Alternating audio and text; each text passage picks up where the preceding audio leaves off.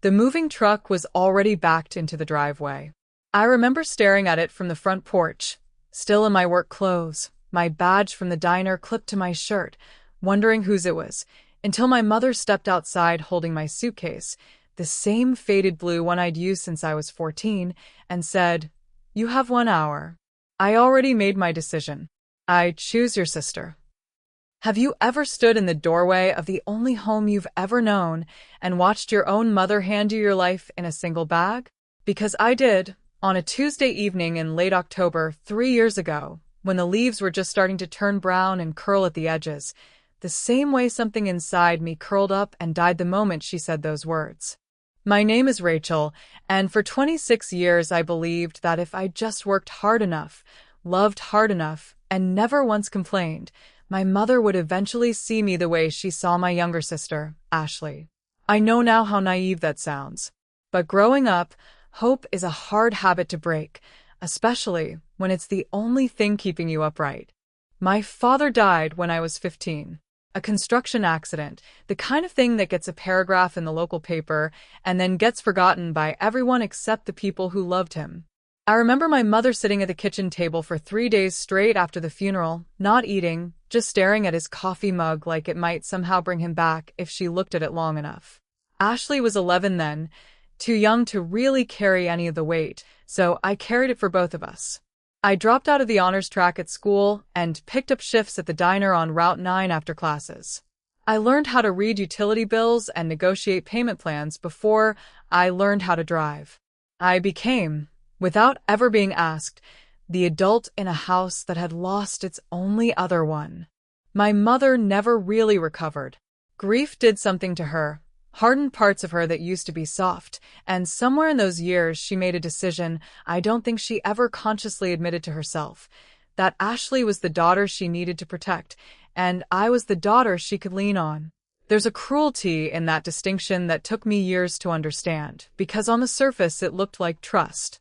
People would say, "Rachel's so responsible, so mature for her age," and I wore it like a badge of honor, not realizing it was actually a cage. Responsible meant I didn't get to be fragile. Mature meant nobody worried about me.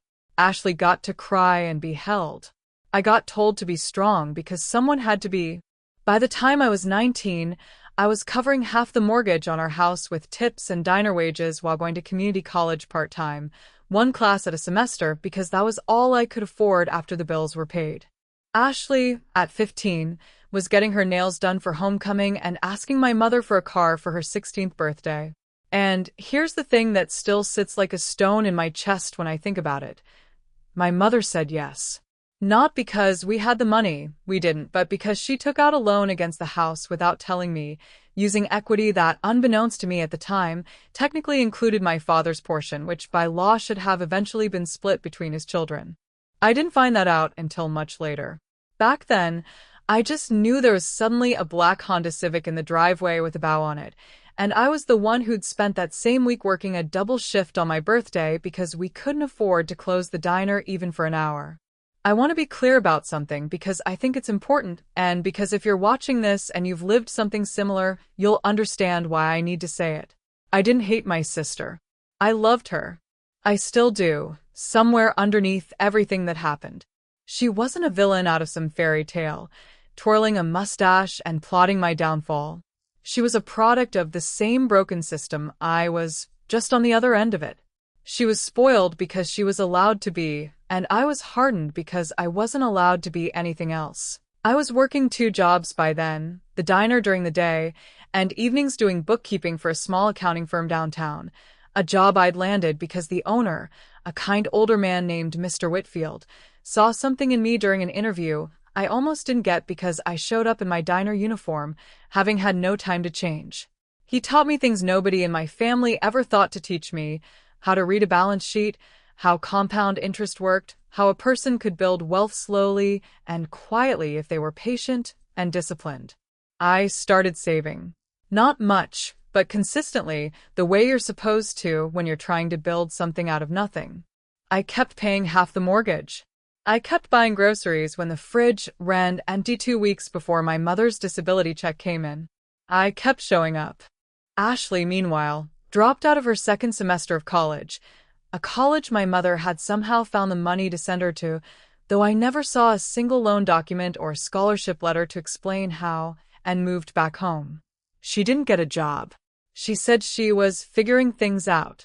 My mother let her figure things out for 2 years, during which I never once heard the words, "When are you going to contribute?" directed at my sister, despite hearing some version of "you should be doing more" directed at me on what felt like a weekly basis. I told myself it didn't matter. I told myself my worth wasn't measured in my mother's approval, that I was building something real for myself regardless of whether she noticed. I threw myself into work. I got promoted at the accounting firm to a junior bookkeeper role with actual benefits. I started taking 2 online business classes a semester instead of 1. I was, by every external measure, doing well. And I think looking back, that's exactly what made my mother uncomfortable. Because somewhere in the last year before everything fell apart, Ashley, now 22, unemployed, dating a man named Derek who my mother adored despite the fact that he'd been fired from 3 separate jobs for what he called personality conflicts, got pregnant. I remember the night my mother told me, sitting across from me at that same kitchen table my father used to sit at, wringing her hands the way she did when she was building up to something difficult. She said Ashley and Derek needed to move into the house permanently. She said the baby needed stability. She said family takes care of family. I agreed. Of course I agreed. What kind of person wouldn't want to help their sister and a baby on the way? I offered to switch to the smaller bedroom, the one that used to be my father's home office, so Ashley and Derek could have the bigger room for a nursery down the line. I offered to increase my contribution to the mortgage to cover Derek not having steady work. I did everything I could think of to make the transition smooth because that's who I'd always been in that family, the one who made things easier for everyone else. 3 months later, the baby was born. A little boy named Wyatt, and God, I loved him instantly. The way you love a piece of your family you didn't know you were missing. I babysat for free whenever Ashley and Derek needed a break, which, if I'm honest, was most weekends. I bought him clothes with money I should have been saving. I told myself this was what family meant, that love isn't a ledger, that you give because you love, not because you expect anything back. But somewhere in those months, something shifted in the house that I didn't fully register until it was too late.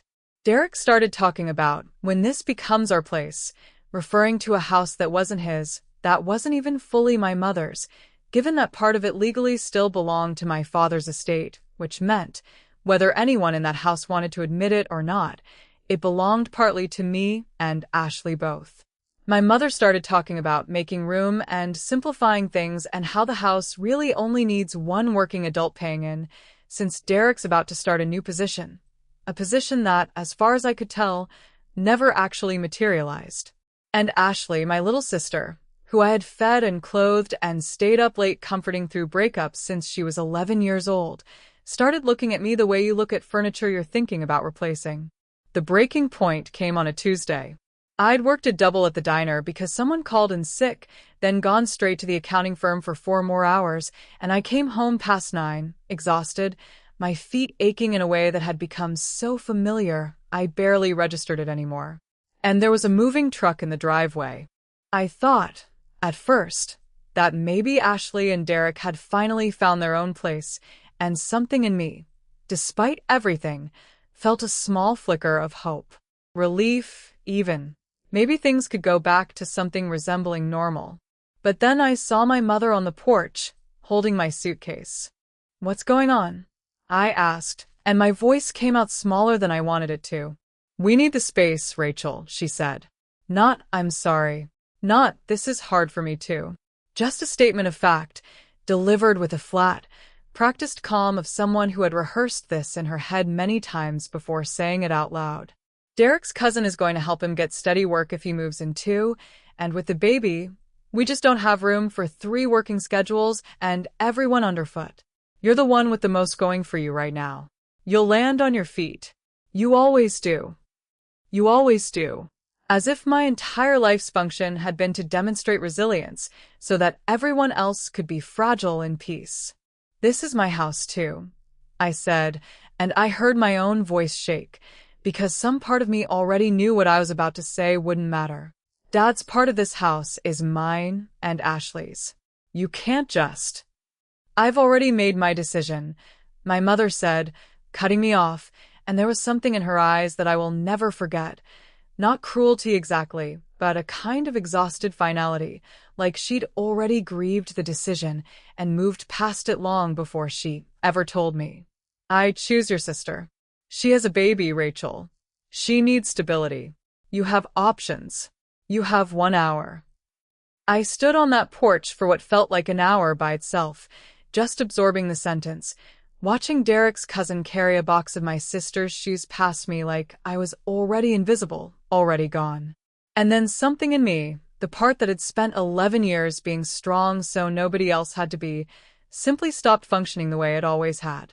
I didn't cry. I didn't scream. I went inside, packed what I could into 2 duffel bags and that same blue suitcase, took the folder of financial documents I'd kept in my closet since I started contributing to the mortgage, the folder with every receipt, every bank transfer, every proof of every dollar I'd poured into a house that had just told me, in the clearest language possible, that I did not belong in it. And I left. I spent that first night in my car in the parking lot of the accounting firm, because I didn't yet have anywhere else to go and I was too proud, or maybe too shattered, to call anyone and admit what had just happened. I remember looking at myself in the rearview mirror around 2 in the morning, mascara smudged from crying silently for hours after I'd finally let myself feel it, and thinking, with a clarity that surprised me, I am done building a life for people who see me as furniture. I called Mr. Whitfield the next morning, not to ask for money, but because he was the only adult in my life who had ever actually believed in me without expecting anything back. He didn't ask many questions. He just told me his sister-in-law had a spare room she rented out cheap near downtown, and he'd make a call. Within a week I had a place, small and a little run down, but mine, with a door that locked and a name on the lease that was only my own for the first time in my life. I want to tell you that the anger came first, but it didn't. Grief came first, a slow, suffocating grief for a mother I'd spent my whole life trying to earn, and for a version of my family that I finally understood had never really existed the way I'd needed it to. I grieved for months. I went to work, I came home, I cried in a shower with bad water pressure, and I told almost no one, because shame has a way of making you protect the people who hurt you, even after they've stopped deserving it. But grief, if you let it move through you instead of around you, eventually turns into something else. For me, it turned into focus. I remember the exact night it happened, about 2 months after I left, sitting on the floor of my rented room, because I hadn't bought furniture yet, going through that folder of financial documents I'd grabbed on my way out. Not out of some grand strategic plan, at first just because I needed to understand my own life, needed proof on paper that I hadn't imagined the years of sacrifice, that I wasn't crazy for feeling used. And as I went through them, something started to take shape that I hadn't fully processed before.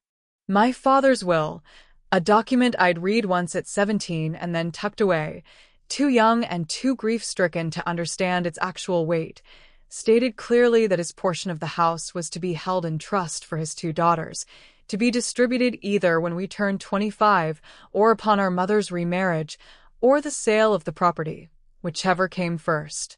My mother had never remarried, but 3 years before I was thrown out, she had refinanced the house, using paperwork that, as far as I could find, never once mentioned my name or Ashley's, despite the trust clause requiring both signatures for any refinancing action that altered the ownership structure of the property. I wasn't a lawyer. I didn't fully understand the implications that night, but I understood enough to know that something about that refinance didn't add up, and for the first time since I'd left that porch with a suitcase in my hand, I felt something other than grief. I felt purpose. I want to be honest with you about what happened next, because this isn't a story about magic or fantasy or some dramatic courtroom scene ripped from a movie. It's a story about patience and about doing the quiet, unglamorous work of building a case, not for revenge, not at first, but simply for the truth. I used part of my savings, the money I'd been putting aside for years without ever quite knowing what it was for, to consult with a real estate attorney named Diane Cho, a woman Mr. Whitfield's firm had worked with before on estate matters. I brought her everything: the will, the refinance documents I was able to pull from public county records, my years of mortgage payment receipts, bank statements showing the money I'd contributed. I remember sitting in her office, my hands shaking slightly as I laid it all out, half expecting her to tell me I was chasing something that didn't exist. Instead, she looked through the documents for a long time, and then she looked up at me and said, "Rachel, do you understand what you're sitting on here?" Diane and I built the case slowly over the following year. I kept working, kept saving, kept building my own life quietly in the background. I'd moved up at the accounting firm to a role handling small business clients directly, and I'd started taking my business degree seriously, finishing it faster than I'd expected because for the first time, I was doing it for myself, not to prove anything to anyone. I dated a little, made a few real friends, people who knew nothing about the house or the trust or any of it, people who just knew me as Rachel, the woman who worked hard and laughed easily once you got to know her and never talked about her family much.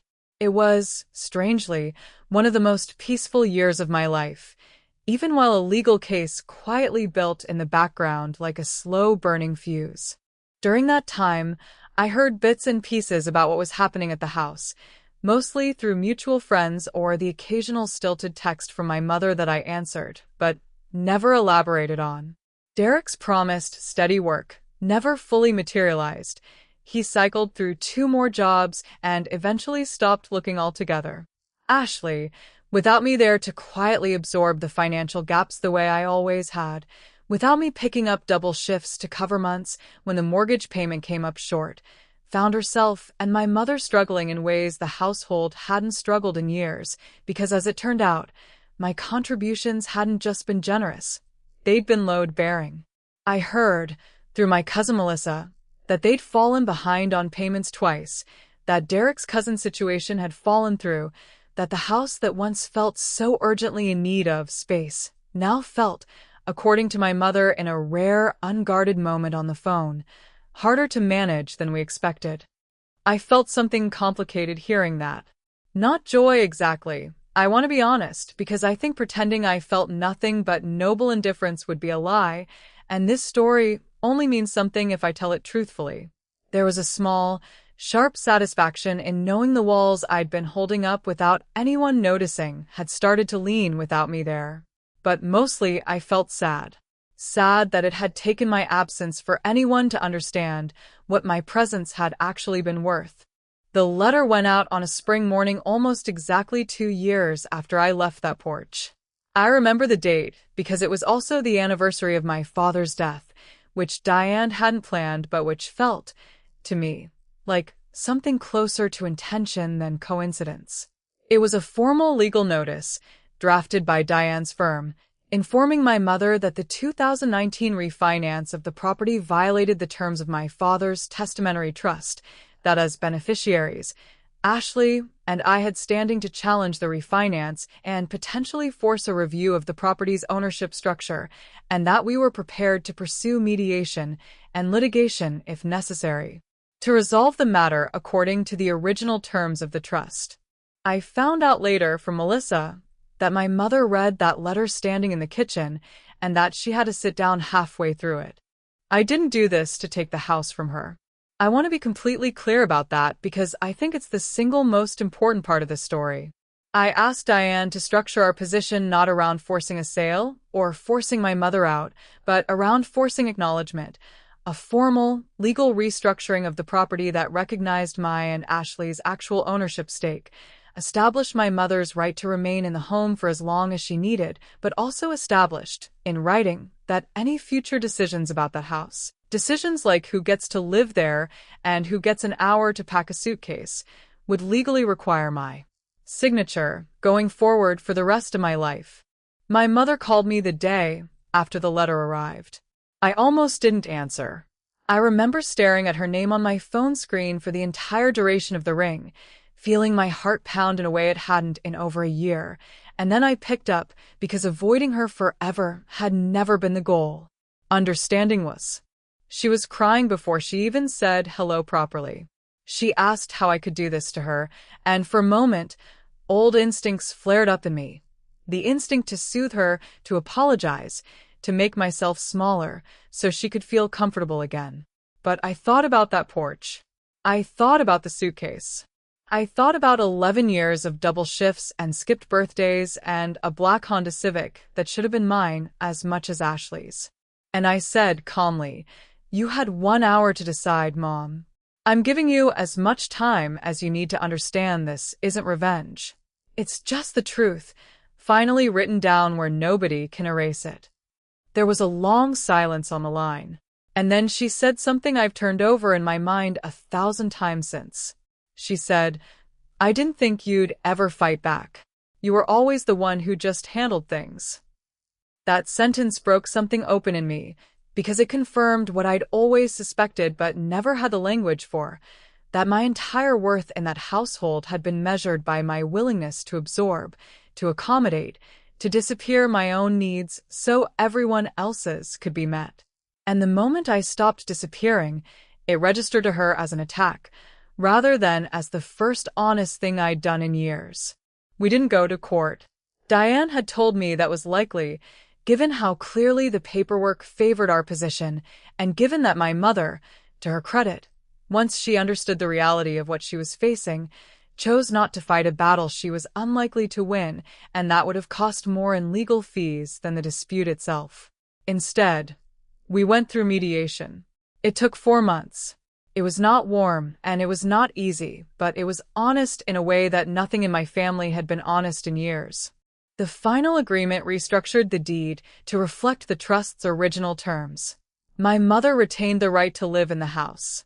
Ashley and I were formally recognized as co-beneficiaries of my father's portion of the equity, meaning that any future refinancing, any future sale, any future major decision about that house required both of our signatures, not just my mother's. It wasn't about money for me, though there was a financial component, a modest but meaningful sum reflecting the years of contributions I'd made that had never been formally acknowledged. It was about the simple, quiet fact that nobody in that house could ever again decide, unilaterally, in the span of a single hour, that I didn't belong there. I didn't move back in. People sometimes ask me that, expecting some triumphant homecoming scene, and I understand why. It would make for a tidier ending. But that house had stopped being home to me long before I left it, and no amount of legal paperwork could undo that. What the agreement gave me wasn't a bedroom. It was proof. Proof that I mattered, written in the kind of ink that doesn't fade, filed in the kind of records that don't disappear just because someone decides they're inconvenient. Ashley and I didn't speak for almost a year after the mediation. I think she felt, understandably, caught in the middle of something that was never really about her, even though her name was on some of the documents too. When we finally did talk, it was at a coffee shop halfway between our two lives, and she cried almost the entire time, apologizing not just for the eviction, which she said she hadn't fully agreed with but also hadn't fought against, but for years of taking for granted a sister who never once, not one single time, made her feel like a burden, even when she probably should have. I forgave her.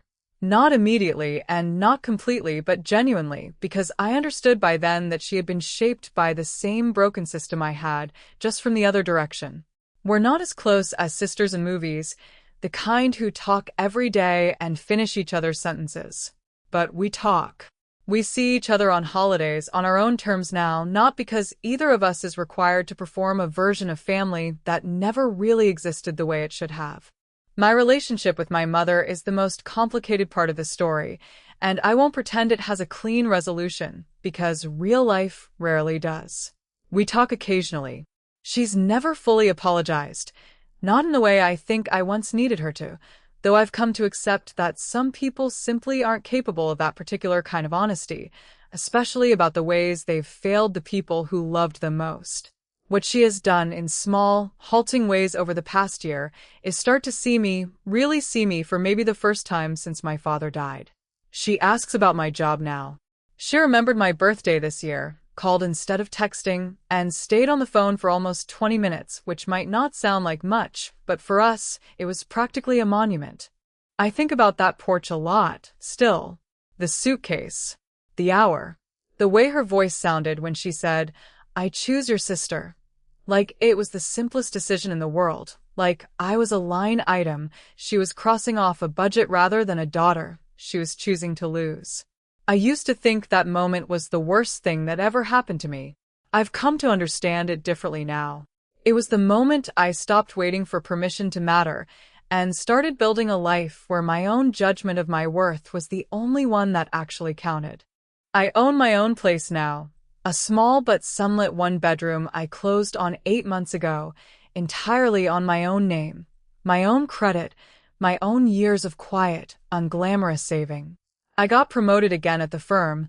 I manage a small portfolio of business clients now, people who remind me a little of myself at 19, scrappy and underestimated, and hungry to prove something to a world that hadn't yet learned to see them.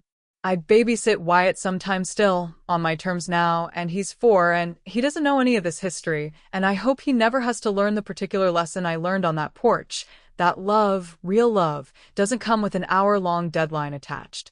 If there's one thing I want you to take from this, it's not the legal maneuvering, though I know some of you watching this are probably wondering about trust documents and refinance clauses, and I'm happy to talk about the mechanics of it in the comments if that's useful to you. The thing I actually want you to take is simpler than that. Somewhere out there, someone is being told, in ways loud or quiet, obvious or subtle, that they matter less than someone else in their own family. And I need you to hear this the way I wish someone had told me years earlier. Being the strong one is not the same as being the loved one, and you are allowed to stop proving your worth to people who only notice you when you stop being useful to them. You are allowed to build a life so solid, so entirely your own, that nobody can ever again fit your entire existence into the span of a single hour. And if this story resonated with you, share it with someone who needs to hear it today. Because sometimes, justice really does win.